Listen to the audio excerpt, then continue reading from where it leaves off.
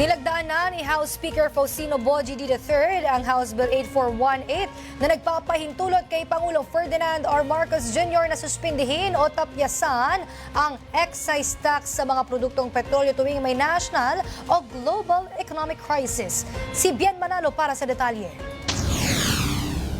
Sa layong matulungan ang mga kababayan nating apektado ng pagsirit ng presyo ng produktong petrolyo dahil pa rin sa nagpapatuloy na sigalot sa Middle East, nilagdaan na ni House Speaker Faustino Bogie III ang House Bill 8418 na nagpapahintulot kay Pangulong Ferdinand R. Marcos Jr. na suspindihin o tapyasan ang excise tax sa mga produktong petrolyo. Nakapaloob sa panukala na maaring gamitin ng Pangulo ang kapangyarihang ito kapag umabot sa $80 per barrel ang presyo ng Dubai crude oil sa loob ng isang buwan o kapag may national emergency o calamity na magdudulot ng pagtaas ng presyo ng langis. Epektibo ang suspensyon ng hanggang 6 na buwan at maaring pahabain ng hanggang 1 taon, alinsunod sa pag-aaproba ng Kongreso. Mananatili naman ang kapangyarihang ito hanggang December 31, 2028. Matatanda ang inatasan ni Speaker D ang mga mambabatas na pabilisin ang pagpapasa ng mga panukalang makatutulong para maibsan ang epekto ng mataas na presyo ng langis. Tiniyak din niya na patuloy ang pagtutok ng Kamara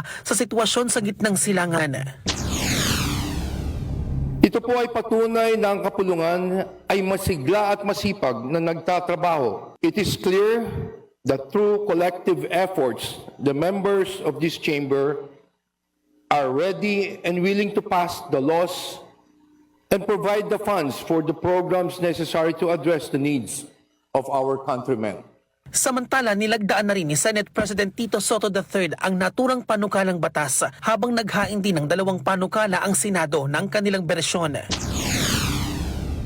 We'll do our best to approve it today on second reading and if possible third reading if there are no amendments so that we can ask the House for a paper bycam or ask if we can ask the House to adopt the Senate version or if they will ask us to adopt their version. Depende. Tignan natin sa period of interpellations namin and then thereafter we can ratify it tomorrow. March 12 nang formal na sertipikahan bilang urgent bill ni Pangulong Marcos Jr. ang House Bill 8418. Ayon sa Department of Energy, posibleng mabawasan ng humigit kumulang 6 na piso ang kada litro ng presyo ng diesel at kerosene at umaabot naman sa 10 piso ang posibleng bawas sa presyo ng gasolina oras na maisabatas ito.